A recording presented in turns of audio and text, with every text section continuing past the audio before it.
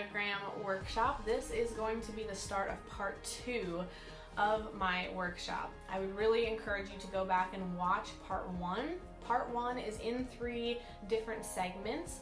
I really want to encourage you to watch that first because none of this is going to make sense if you don't go watch those first. That one is called Enneagram Workshop Part 1, where we talk about, I do like an introduction, and then I talk about all the 9 types, and then I go through the 9 types in their arrow movements, aka their rest and stress numbers.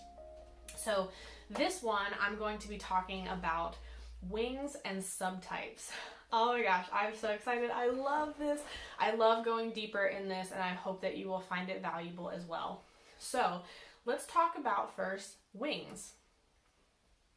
So I want to really preface this by saying that remember that you have a core number, and if you haven't zeroed in on that yet, you will eventually, but you have a core number is going to be the motivation, aka the why behind what you do.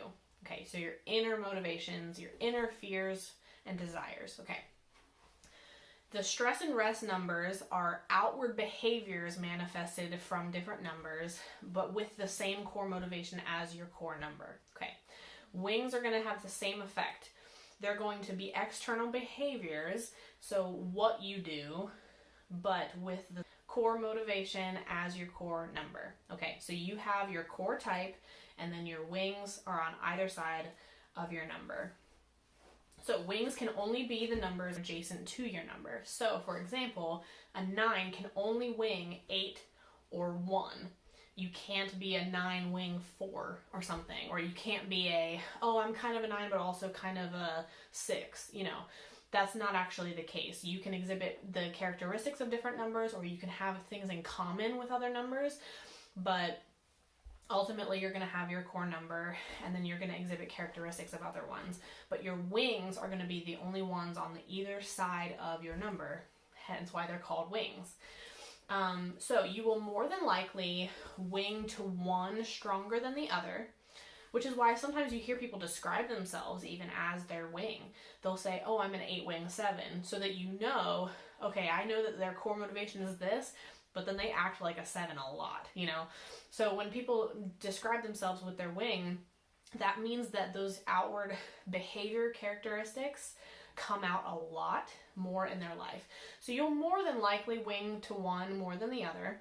Some people don't wing really much at all because they're just like the stereotype of their number, and that's okay.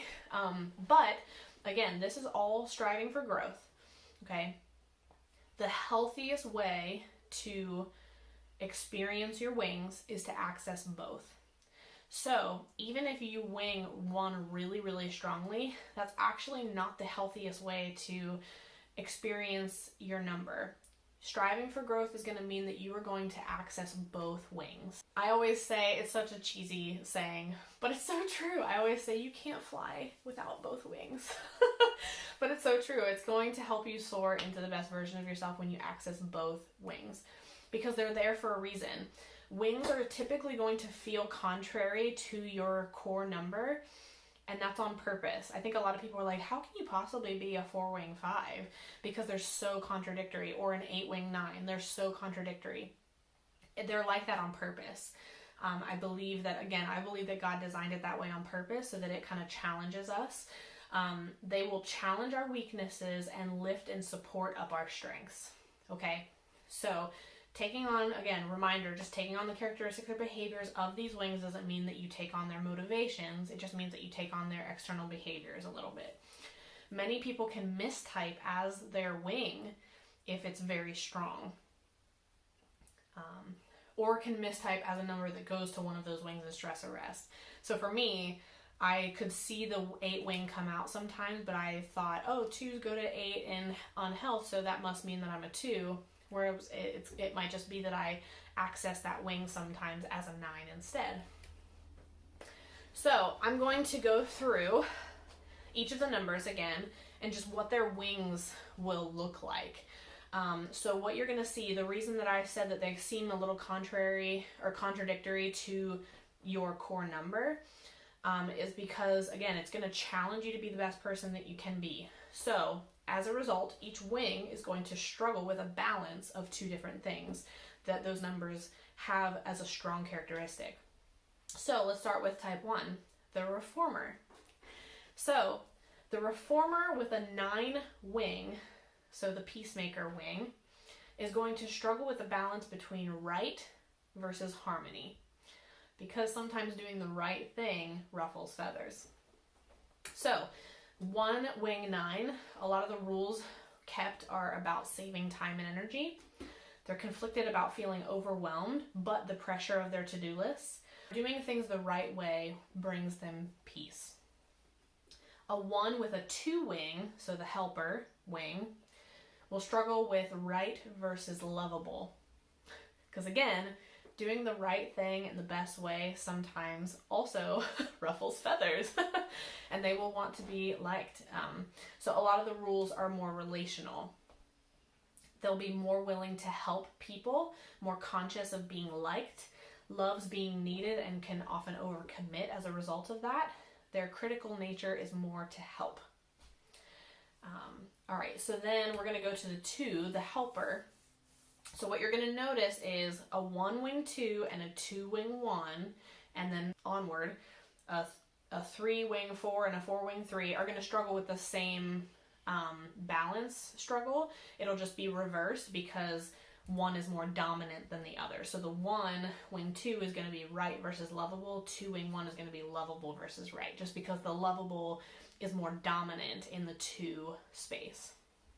Okay, so 2, the helper, with a reformer wing, they'll be wanting to help the right way, finds a good way to do something and then wants to share that method with other people, wants people to think that they are a good person. That really matters to them. A 2 with a wing 3, with the achiever wing, will struggle with helpful versus efficient. Because again, being helpful sometimes isn't efficient because it makes you slow down or stop, and it's sometimes inconvenient being helpful. So they're more image and success oriented, loves to feel important. They're more driven, often overcommit as well, like to help in visible ways. And sometimes we hear this quote about 2s, especially with a 3 wing, is not only did I want to help, but I wanted to be the one that helped. Okay. So let's go to type 3, the achiever. Type 3s with a 2 or helper wing will struggle with, again, efficient versus helpful. They'll want to be the best at helping other people. Relationships will be very important to them. Loves when people come to them. They will struggle when people don't reciprocate their generosity. 3s with a wing 4, the individualist. I kind of starred this one because this is one of the most contradictory or confusing wings for people to grasp. Because they will struggle with being likable versus being authentic. So this seems like one of those really oxymoron combinations. So 3s with a wing 4 will have waves of emotion that they try to mask, but will be seen as moody. Wants to be successful, but in a unique way.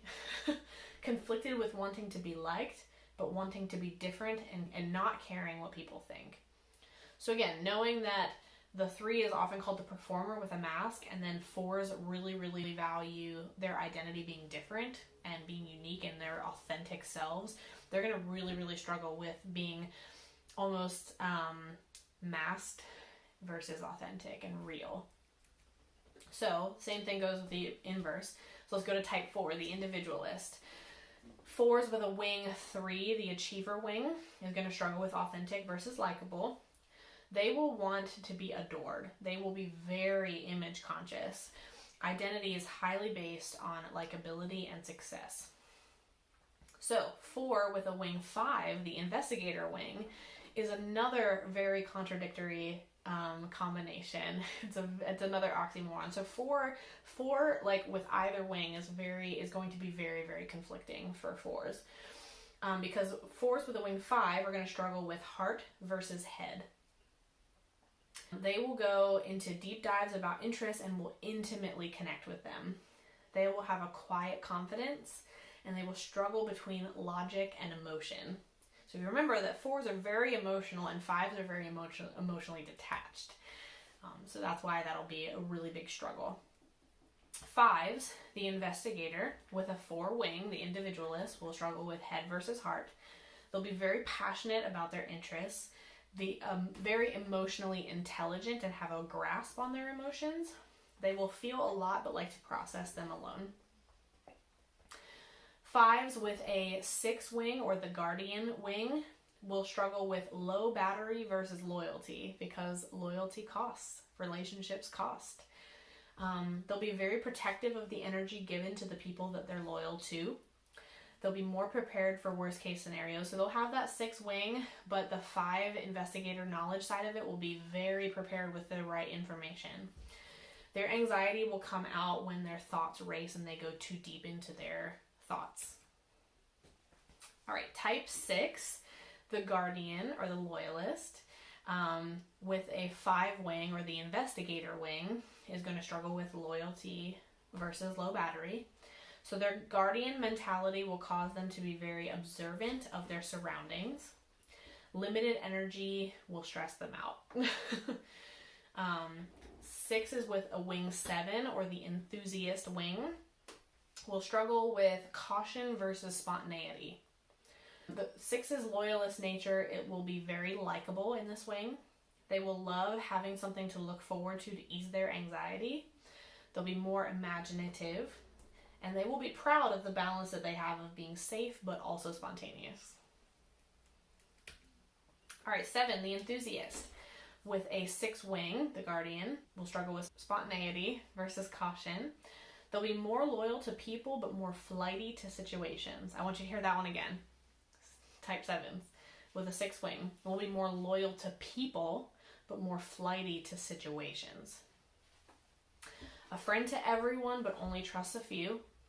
Will overthink more in the head triad pitfall. So we'll get to those triads later and that will make more sense, but they can start to, the type 6, the anxiety side, will cause them to overthink more. 7s within a wing 8 or a challenger wing will struggle with the balance between freedom versus respect. They will seem more rebellious against being told what to do or being held down. They will be ambitious and driven with adventures and dreams, not as afraid of conflict as they believe that joy is on the other side of it, so they'd rather get to it more quickly. All right, type 8, the challenger. 8s with a wing 7 or enthusiast wing will struggle with respect versus freedom, more comfortable with being spontaneous when feeling in control about it, very visionary, struggles with FOMO, fear of missing out, proud of being fun but bold at the same time, intensely focused on what's next. All right, the 8s with a wing 9 or a peacemaker wing will struggle with control versus harmony. Easier to burn out because of their energy spent, more inclusive of everyone around them and other people's viewpoints and opinions, will engage in conflict but more worried about it, a little less assertive and will have strong thoughts but can rein them in. All right, a 9, so peacemaker with a wing 8 or a challenger wing. I starred this one as, again, one of the most contradictory wing combinations because they will struggle with harmony versus control. AKA the challenger obviously goes after conflict and 9s avoid it at all costs. So this combination is going to be very, very conflicting for 9s. More protective of the people that they love. They'll dig their heels in when feeling controlled. The anger triad expressed is a little bit more in this wing. Again, we'll get to that triad later. Will often feel regret or depletion over this wing coming out. So something I've heard a lot is from 9s saying, oh yeah, my 8 wing came out and then it destroyed me for a week. Because it's the 8 wing might come out and be really assertive, but then their 9 neutralness is going to be oh my gosh, that caused conflict, that ruffled feathers, oh no, and then they'll be all worried about it. That will cause them to go to their 6 stress a little bit more. All right, so a 9 with a wing 1 or a reformer wing is going to struggle with harmony versus right. So if you remember all the way at the beginning, 1 wing 9 struggled with right versus harmony. So 9 wing 1 is going to struggle with harmony versus right. In this wing, order is peaceful to them. So having things organized and set in place is peace to them. they're a little bit harder on themselves, having high standards for themselves, more stubborn, needing things to be their way, wanting to be seen as good, and therefore more of a fixer. That's personally my wing. I wing a little bit more in the one side, but again, the healthier way to access your wings is by accessing both of them, so you can challenge yourself to grow in your strengths and your weaknesses. All right, so that's it for the wings. So stay tuned for the next video. We're going to go into subtypes.